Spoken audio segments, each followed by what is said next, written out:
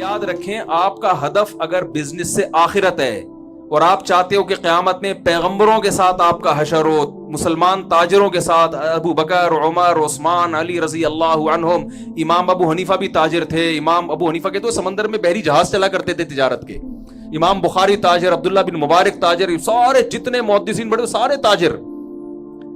تو آپ چاہتے ہیں ان کے ساتھ آپ کا حشر ہو, تو میرے بھائی ذرائع پہ سمجھوتا کرنا ہے, مقاصد پہ سمجھوتا نہیں کرنا. اگر آپ نے بزنس کیا اور اس میں آپ کو جھوٹ بول کر مال بیچنا پڑ رہا ہے, تو یہ جھوٹ بول کے مال بیچنا آپ کی بزنس میں ترقی کا ذریعہ تو بنے گا, لیکن بزنس سے جو آپ نے نیت کی تھی آخرت, اس نیت میں کیا یہ بن رہا ہے, رکاوٹ بن رہا ہے. تو ایسی ارننگ جس میں آخرت ضائع ہو رہی ہے, اس ارننگ کی طرف آپ نے قدم نہیں بڑھا. آپ شراب کا بزنس نہیں کر سکتے, آپ سود کا بزنس نہیں کر سکتے, جھوٹ بول کے مال بولے نا بھائی نہیں بیچ سکتے. نبی صلی اللہ علیہ وسلم ایک دفعہ لیٹے ہوئے اور آپ غضب سے بیٹھ گئے. آپ نے فرمایا ثلاث لا یکلمہم اللہ یوم القیامت ولا یزکیہم ولا ینظر الیہم ولہم عذاب علیم. 3 آدمی ایسے ہیں جن کی طرف اللہ قیامت میں رحمت کی نظر بھی اٹھا کے نہیں دیکھے گا, ان کے گناہوں کو معاف نہیں کرے گا, ان کے لیے دردناک عذاب ہے. 3 دفعہ آپ نے جملہ دہرایا تو حضرت ابو ذر غفاری بیٹھے ہوئے تھے, انہوں نے عرض کیا یا رسول اللہ خابوا وخسروا من هم یا رسول اللہ, یہ لوگ تو بالکل ہی برباد ہو گئے, تباہ ہو گئے, یہ کون لوگ ہیں؟ تو ان میں آپ نے ایک اس شخص کا نام ذکر کیا, فرمایا المنفق سلعتہ بالحلف الکاذب, جو جھوٹی قسم اٹھا کے اپنا مال بیچتا ہے. کتنی بڑی وعید ہے بھائی.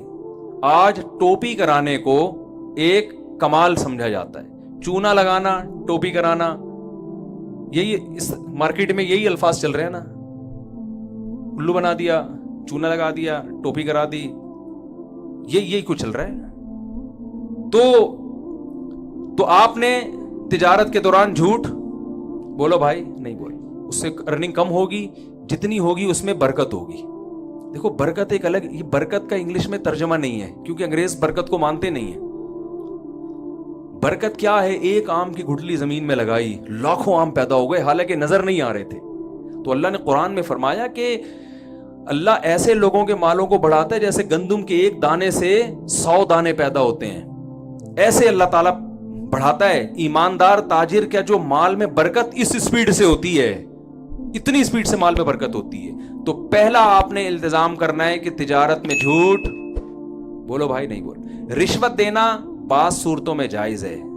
کسٹم میں آپ کا مال پھنسا ہوا ہے, کسٹم کا جو آفیسر ہے وہ رشوت لیے بغیر مال کو کلیئر ہی نہیں کر رہا اور آپ حق پر ہیں, وہ زبردستی کر رہا ہے آپ کے ساتھ.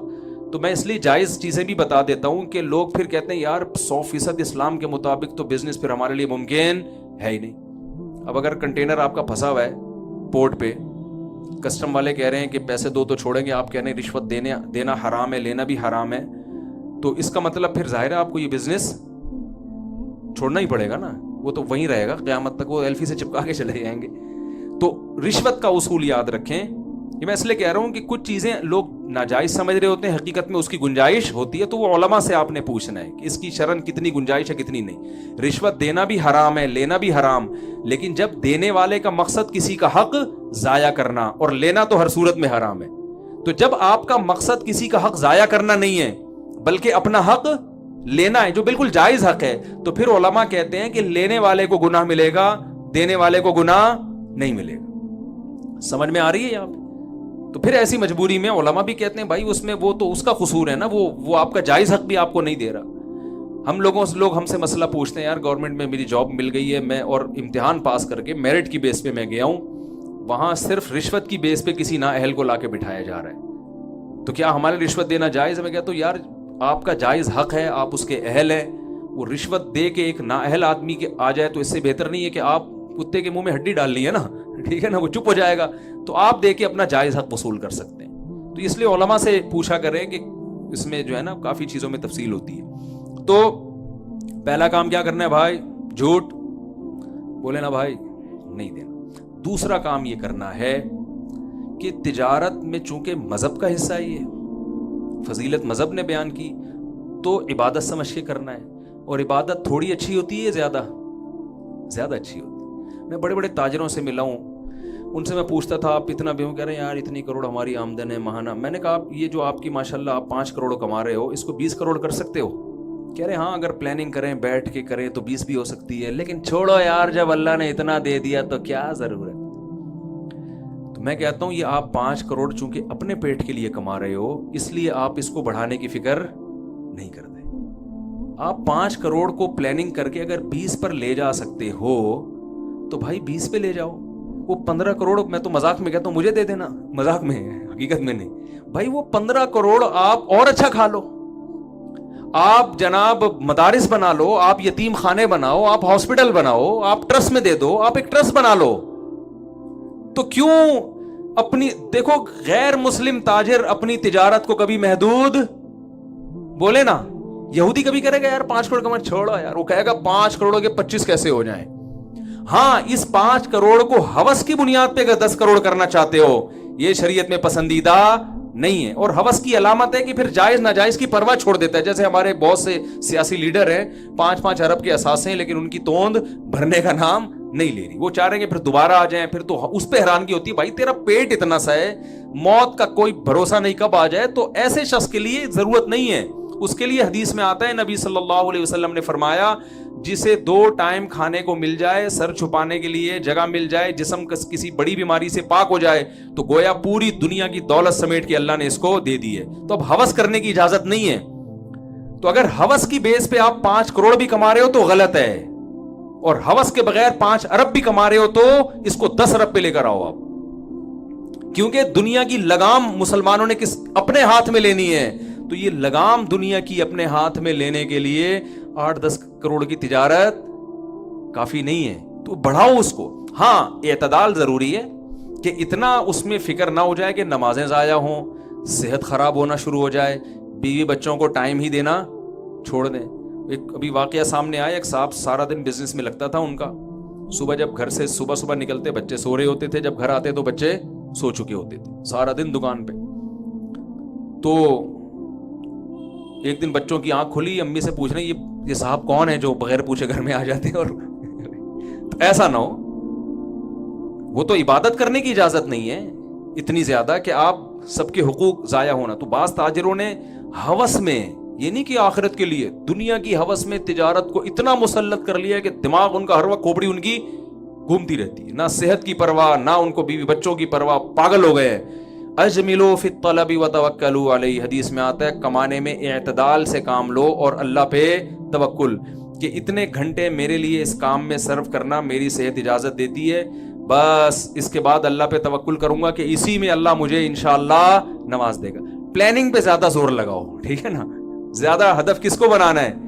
پلاننگ. تو ہم دنیا میں جہاں بھی، میرے جو باہر سفر ہوتے ہیں تو زیادہ تر تاجر ہیں جو علماء کو باہر بلاتے ہیں بیانات کے لیے، ان کو اللہ نے وسائل دیے ہوتے ہیں. تو میں لوگوں سے کہتا ہوں یار اگر یہاں مسلمان تجارت نہ کرتے تو یہاں علماء کے تبلیغی سفر نہیں ہوتے. جتنے مدارس چل رہے ہیں یہ کون چلا رہا ہے؟ یہ تاجر چلا رہے ہیں جہاں سے علماء پیدا ہو رہے ہیں. یتیم خانے، میں ترکی گیا، میں نے ترکی کا یتیم خانہ دیکھا جو عرب تاجر اور ترک تاجر چلا رہے ہیں. وہ یتیم خانہ دیکھ کے آپ بحریہ ٹاؤن بھول جاؤ گے. انسان کا تھوڑی دیر کے لیے وسوسہ آتا ہے یار میں بھی اگر یتیم ہوتا تو بڑا اچھا ہوتا. بحریہ ٹاؤن سے زیادہ سہولتیں یتیم خانے میں دی ہوئی ہیں. تو یہ سارے کام کون کرتا ہے میرے بھائی؟ تاجر کرتے ہیں. تو اس نیت سے آپ نے کمانا ہے. اور آخری بات کہہ کے میں اپنی بات کو ختم کرتا ہوں. قرآن میں اللہ نے جہاں تجارت کی فضیلت بیان کی، مسلمان تاجر کا ایک خاص وصف اللہ نے بیان کیا ہے. آیا فی بیوت اذن اللہ ان ترفع ان یذکر فیہا اسمہ یسبح لہ فیہا بالغدو والآصال رجال لا تلہیہم تجارت ولا بیع عن ذکر اللہ واقام الصلاۃ. فرمایا اس زمین میں کچھ ایسے گھر ہیں جن کو مسجد کہا جاتا ہے، اللہ کا گھر. فرمایا اس میں کچھ ایسے مقدس لوگ رہتے ہیں جن کو تجارت اور خرید و فروخت، جو تجارت ہی کا دوسرا نام ہے، یہ اللہ کی یاد اور نماز سے غافل نہیں کرتی. دیکھو یہاں بھی اللہ نے نہیں کہا کہ ان مسجدوں میں کچھ ایسے لوگ ہیں جو سرے سے بزنس کرتے ہی نہیں. یہ ٹینشن انہوں نے پالی نہیں ہے. یہ نہیں کہا اللہ نے. فرمایا ان میں کچھ ایسے مقدس لوگ ہیں جن کو تجارت نماز سے غافل نہیں, یعنی تجارت تو کرتے ہیں وہ, لیکن نماز کے وقت میں وہ تجارت چھوڑ دیتے ہیں. یہاں بھی تجارت کی بھی فضیلت ہے کہ اللہ نے یہ بھی تو کہ مثال دے سکتے تھے کہ بہت سے نیک لوگ مسجدوں میں ایسے ہیں جو جاب جب کر رہے ہوتے ہیں تو باس کی پرمیشن کے بغیر ہی نماز پڑھنے آ جاتے ہیں. بھائی کمانے کے تو بہت سارے ذرائع ہیں نا, یہاں بھی اللہ کمانے کے صرف ایک ذریعے کو ہائی لائٹ کر رہے ہیں, وہ کیا ہے؟ تجارت. تو ایسا لگتا ہے اللہ کی نظر میں مسلمان کے لیے تجارت کے علاوہ شاید ہیں بہت سے آپشن. میں ایک مبالغے کی بات کر رہا ہوں کہ اللہ کی نظر میں مسلمان کے پاس کمانے کے لیے تجارت کے علاوہ کوئی آپشن ہے ہی نہیں. اللہ مثالیں ہی ساری تاجروں کی دے رہے, ورنہ پیسے کمانے کے تو 10 طریقے اور بھی ہیں, لیکن اللہ کہتے ہیں ایسے پکے نمازی ہیں کہ بزنس ان کو نماز سے غافل نہیں کرتا. تو بھائی مسلمان تاجر کی صفت ہے کہ جب حی علی الصلاۃ کا نعرہ لگتا ہے تو بزنس ختم. کتنی لمبی تاجروں کی لائن ہو بھائی, کسٹمر کی لائن ہو بھائی, نماز کیا ہے بولو بھائی. پہلے عبداللہ بن عمر رضی اللہ تعالیٰ عنہ مدینہ کی گلیوں میں گھومتے تھے تو وہ دیکھتے, یہ دور تھا حضرت عمر رضی اللہ تعالیٰ عنہ کا, اور ان کے بعد کوفہ کی گلیوں میں عبداللہ بن عمر کا یہ واقعہ ہے. تو یہ تو حضرت علی کا دور خلافت تھا. تو جیسے ہی اذان ہوئی نا, دھڑا دھڑ دکانوں کے شٹر گرنا شروع ہوئے. اسلامی دور تھا, خیر غالب تھی. تو عبداللہ بن عمر یہ آیتیں پڑھ پڑھ کے خوش ہوا کرتے. ساری تجارتیں مسلمان کیا کرتے, جیسے ایک زمانے میں سعودی عرب میں ہوتا تھا نا, اب تو نہیں ہو رہا. اذان ہوئی اور دکانوں کے ٹھک ٹھک ٹھک آوازیں آتی تھی کہ نہیں آتی تھی؟ اب تو وہاں بھی اجازت, ہمارے مسلمان وہاں بھی گڑبڑ کرتے تھے تو وہ دکان بند کر کے اندر بیٹھ جاتے تھے, ٹھیک ہے نا, ہوٹل بند کیا اندر بیٹھ گئے. تو انہوں نے جب دیکھا نا ایسے دکانوں کے شٹر گر رہے ہیں, لوگ سب تجارت چھوڑ کے مزے کی طرف بھاگ رہے ہیں, تو عبداللہ بن عمر حضرت عمر کے بیٹے فرماتے تھے تم ہی وہ مبارک لوگ ہو جن کے بارے میں قرآن نے کہا کہ ان مسجدوں میں کچھ ایسی مبارک ہستیاں ہیں کہ انہیں تجارت اللہ کی یاد اور نماز سے غافل نہیں کرتی. تو بھائی نماز کو فوکس کرنا ہے, سمجھ رہے ہیں؟ تاجر کے لیے نماز پڑھنا بڑا مشکل کام ہے. کہتا ابھی تو دھندے کا ٹائم شروع ہوا ہے, ٹھیک ہے نا, ابھی تو کیا ہوا ہے, دھندے کا ٹائم شروع ہوا ہے. ابھی یہ مولانا صاحب بلا رہے ہیں مسجد میں کہ نماز پڑھنے آ جاؤ. تو اللہ تعالیٰ سے دعا ہے اچھا مسائل سیکھیں علماء سے, کوئی ایسا بزنس نہ کریں جس میں سود لازم آ رہا ہو, جوا. 3 چیزیں اسلام میں بزنس میں دیکھیں, کچھ چیزیں تو سب مذہب میں حرام ہے. جھوٹ بولنا ہندو بھی کہتا ہے حرام ہے, الو بنانا ہندو بھی کیا کہتا ہے حرام ہے نا, لیکن 3 چیزیں تجارت میں ایسی ہیں جو صرف اسلام نے حرام کی ہیں, دنیا کے دوسرے مذہب میں نہیں. اس میں ایک قمار, جوا. کوئی بھی ایسی بزنس جس میں جوے کا عنصر آ رہا ہو, دوسرے مذاہب اجازت دیتے ہیں, اسلام اجازت نہیں دیتا. دوسری چیز ہے غرر. غرر کہتے ہیں غیر یقینی تجارت. مثال کے طور پر پرندہ ہوا میں اڑ رہا ہے, آپ کو پرندے شکار کرنے آتے ہیں, آپ نے کہا یہ جو پرندہ اڑ رہا ہے نا میں نے ہوا میں ہی تجھ سے خرید لیا, اب یہ میری قسمت ہے, تو پکڑ کے لائے کہ نہ لائے. تو یہ غیر یقینی چیز ہے. دپل کی تجارتیں جسے کہتے ہیں, جو اسٹاک ایکسچینج میں ہو رہا ہے نا بھائی, شیئر قبضے میں آئے, فارورڈ سیل فیوچر سیل نہیں ہو رہی دپل میں, کو پتہ نہیں ہوتا کہ آگے ہوگا کیا.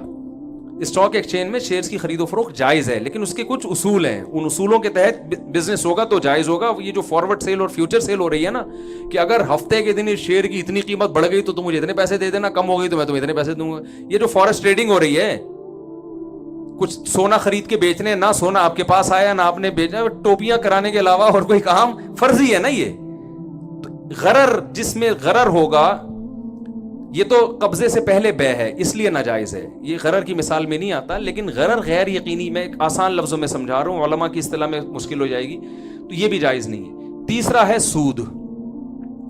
پوری دنیا میں کی معیشت ہی سود پر ہے, اسلام سود کی اجازت نہیں دیتا. تو یہ 3 چیزیں آپ نے اپنی بزنس سے نکالنی ہیں, اور ان 3 چیزوں کے لیے جب تک آپ علماء سے رابطہ نہیں کریں گے آپ کو سمجھ میں نہیں آئے گا. قمار کی ڈیفینیشن کیا ہے یہ علماء بتائیں گے, خود سے فیصلہ نہیں کیا جاتا. سود کی ڈیفینیشن کیا ہے, اسلامک بینکوں سے لوگ قرضہ لینے کو بھی سود سمجھتے ہیں کہ یار وہی پینلٹی دینی پڑ رہی ہے, وہ نہیں ہے, وہ الگ. سود الگ ہے, تجارت کیا ہے الگ ہے. جس نے بینکنگ کو پڑھا ہے بغور وہ کہے گا بھائی بینکنگ میں سود نہیں ہے, لیکن چونکہ آپ کو سود کی ڈیفینیشن ہی, آپ سمجھتے ہو کہ پیسے پہ متعین نفع لینا حرام ہے, ایسا نہیں ہے بھائی، پیسے پہ متعین نفع لینا حرام نہیں ہے، پیسے کے ذریعے اسی جنس کا پیسہ لینا ایک مشروط معاہدے کے ساتھ یہ حرام ہے۔